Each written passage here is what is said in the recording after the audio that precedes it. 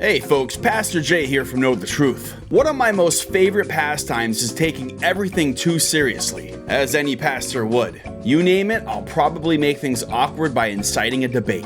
Hot dogs versus hamburgers, Jell-O versus pudding, Aniston versus Angelina, Roe versus Wade, and all churches versus my church. I will make shit very uncomfortable due to my intellect and knowledge of all things. That's why I love Facebook. With Facebook, you have laymen debating complicated issues like politics, human rights, animal rights, the right to eat meat or not, should cops wear cameras and a lot more guns, is the dress blue or white. See, it's like a breeding ground for all that is bad in the world. You log in as a sane person, and you end up leaving a miserable shell of what you used to be. In fact, you ultimately become the perfect target for me to preach to, or to debate, but mostly preach and debate. Now, I'm not promoting the cesspit that is Facebook. I'm secretly stating that in order to live a godly life, you must stay off of Facebook at all costs. But if you insist on going there and want to be at risk of FBI raids, I'll give you some non-godly Facebook types and how to spot them. Now, this is going to be the first video where I'll ramble incoherently like Josh Fierstein, so please bear with me. Hey guys, how are you? Why are a lot of atheists so mean?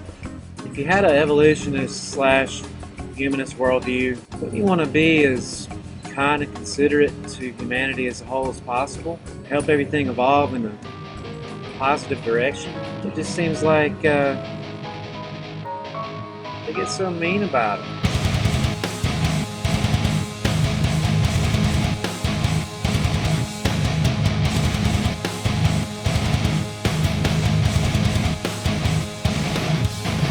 Alright, quick update. During the intro, I got a call from my friend, and he told me that he wanted to chime in on this Facebook talk that I'm giving. So I'm going to give you my 72 reasons why Facebook doesn't fit into a godly lifestyle, and why most people on Facebook are scum of the earth. And in a following video, he'll give you 60 more reasons why Facebook.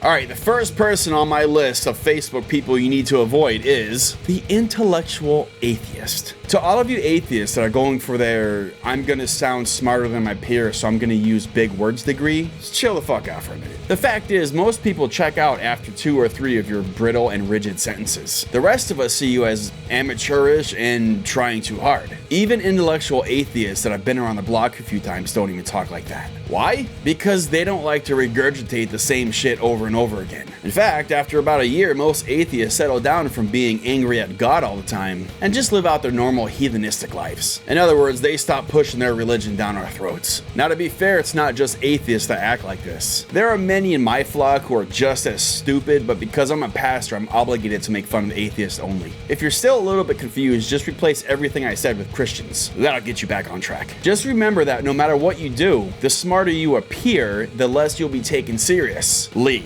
Treat every Facebook conversation as a dinner conversation as opposed to a formal debate, and people might start liking you some more. The subject matter is irrelevant. The second type of heathen to avoid is the vague boogers. Boogers.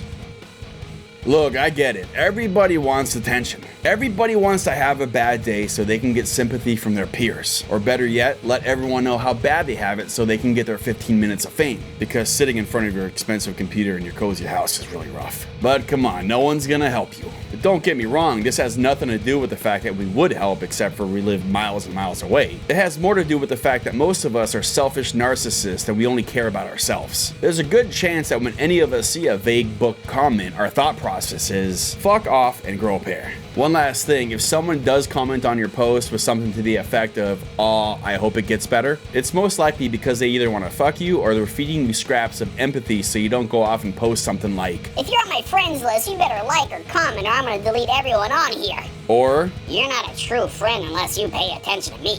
Now that I think about it, most of you that post that shit, you're the most selfish and needy people on this planet. Go tell a homeless dude about all your problems. See if he or she will get where you're coming from. The third person on this list is the debater. Oh nice, somebody with an opinion. I know I kinda harped on this in example 1, but I have to be more specific. Now I know most of you watching right now are gonna blast through any Facebook issue and claim to be right about everything. And if you're me, you're probably right. But here's a secret for you. Whenever you stop everything you're doing in real life and take it upon yourself to engage in an actual debate with a Facebook friend, remember this. Nobody in the history of ever has stopped and said to themselves, you know, you're right. Let me change my viewpoint. There might be some of those people, but they're just yes men. And those are people you want to stay away from. Them and those asshole friends that are simply there just to give you game requests. Now don't give me this bullshit line of, we debate for the sake of other people.